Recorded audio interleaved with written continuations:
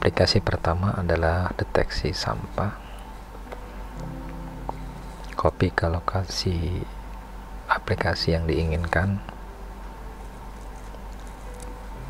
kemudian diekstrak. Kita buka terminal di folder tersebut. Berikutnya kita buat virtual environment dengan Python 3 -m virtual environment dengan nama env. Selanjutnya masuk ke virtual environment untuk MacBook dengan source dan seterusnya. Dan untuk Windows sedikit berbeda, silakan lihat how to use. Setelah itu kita install requirements.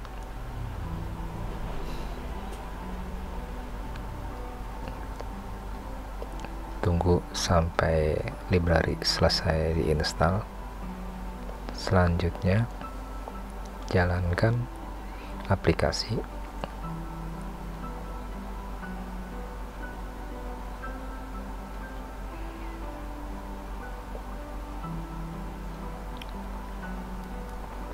Pastikan aplikasi berjalan sesuai dengan portnya.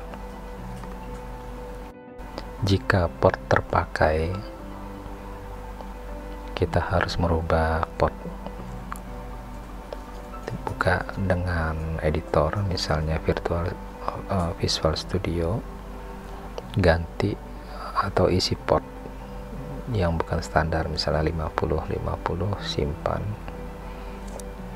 lalu jalankan kembali. Sepertinya sudah oke. Buka sesuai dengan portnya.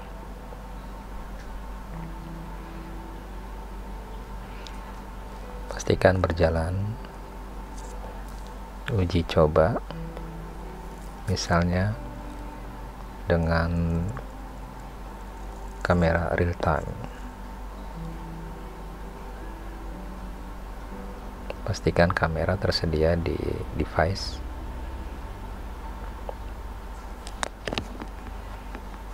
Allow jika ada konfirmasi mengakses kamera. Ini tampak terdeteksi plastik, kemudian kardus.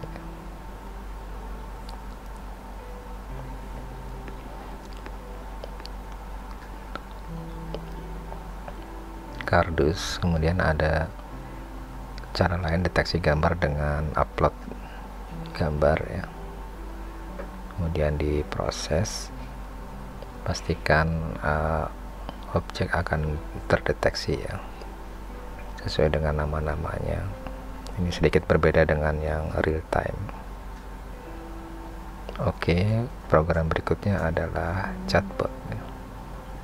Copy, pindahkan di tempat aplikasi yang akan dijalankan, ekstrak, kemudian seperti biasa masuk ke folder yang dituju.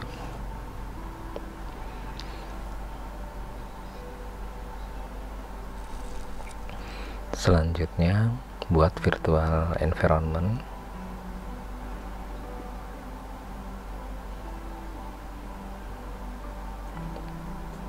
-m venv, dan namanya ini bebas ya, di sini saya buat env. Setelah itu masuk ke virtual environment. Manfaat virtual environment adalah agar tidak bentrok dengan aplikasi yang lain.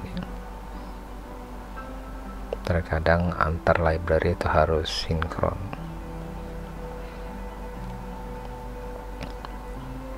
Kemudian kalau ingin upgrade, setelah itu install requirement.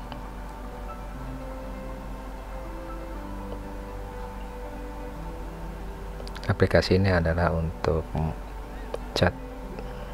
Kemudian ada aplikasi membuat PowerPoint ya.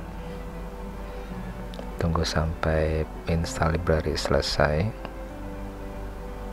Nanti dilanjutkan dengan uji coba ya. Tapi sebelumnya karena chatbot di sini memanfaatkan Gemini, butuh API. Di sini ada yang harus diisi ya, API. Google menyediakan dengan Google Studio AI. Cari aja di Google, kemudian pilih yang AI ya, Google Studio AI. Nah, yang ini. Selanjutnya Anda akan langsung diberi ya, informasi bahwa bisa mendapatkan API, get API. Pilih saja checklist accept ya. Selanjutnya get API, kemudian ada create API di pojok kanan.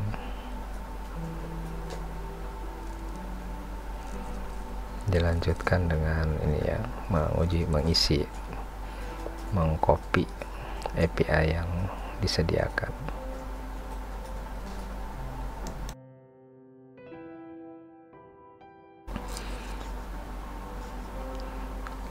Tunggu sampai API dihasilkan.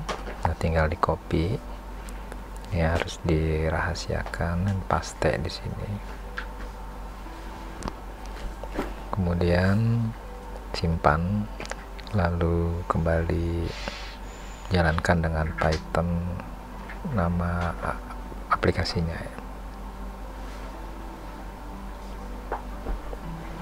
Pastikan nama sesuai.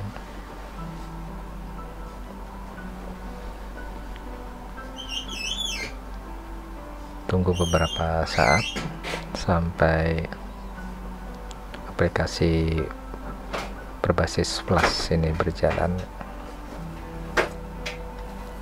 Selanjutnya uji dengan browser, tinggal di copy saja itu alamat beserta portnya.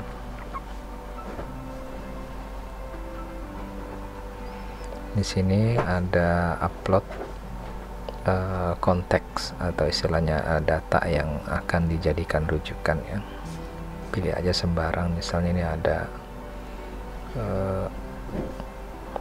paper ya, seperti ini. Kemudian kata kuncinya bisa kita isi dengan baik ya. Judulnya sesuai dengan judul, seterusnya. Misalnya kita ingin dengan bahasa Inggris, ketik chat. Ini ada satu versi yang hanya menampilkan chatting, tinggal copy paste ke PowerPoint kita. Pastikan sesuai dengan permintaan. Dan yang kedua ini kita akan membuat PowerPoint ya, kita upload ulang dan buat PPT. Selanjutnya akan diminta lokasi penyimpanan file PPT tersebut. Kemudian kita beri nama, lalu simpan dan pastikan berhasil di download. Dan sepertinya ini ada yang perlu direvisi ya, ini karena jadi satu slide ya, harusnya ini beberapa slide ya, perlu direvisi ya.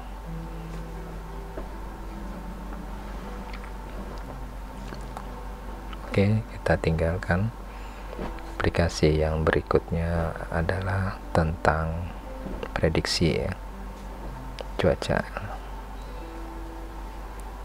Di sini kita siapkan dulu file-file yang diperlukan, kemudian pindahkan ke lokasi aplikasi yang bareng dengan yang sebelumnya ya. Nah, di sini kita unduh, kita paste ya, ekstrak. Kemudian seperti biasa, nah ini sepertinya ada yang kurang, kita lanjutkan nanti saja. Kita buka folder sesuai dengan lokasi, kemudian buat virtual environment Python 3-M env, dan kita kasih nama, ini ada sedikit salah, bentar, env, sebenarnya bebas namanya ya. Kemudian kita masuk ke virtual environment tersebut, kemudian kita upgrade dulu ya. Kemudian kita install library dari requirements yang ada, pastikan tidak salah ketik ya.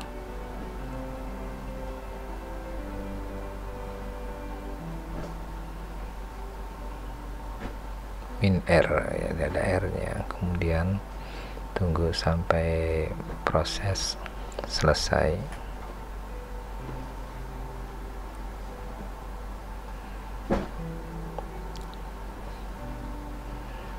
Ini menggunakan TensorFlow ya,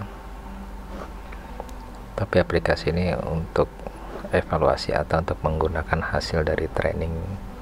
Nah, ini ada beberapa file yang ketinggalan ini ya, file hasil training LSTM berupa H5 dan juga PKL untuk menyesuaikan dengan input ya.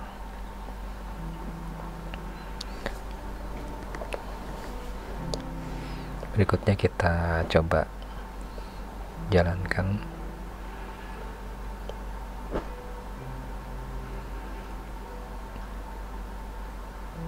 Ini kita buka dulu ini portnya ya, bentrok. Biasanya sih ini nggak bentrok ya, kebetulan ini ada airdrop, ini jadi mengganggu memanfaatkan port yang sama. Kita ganti 50-50, kemudian kita buka dengan browser.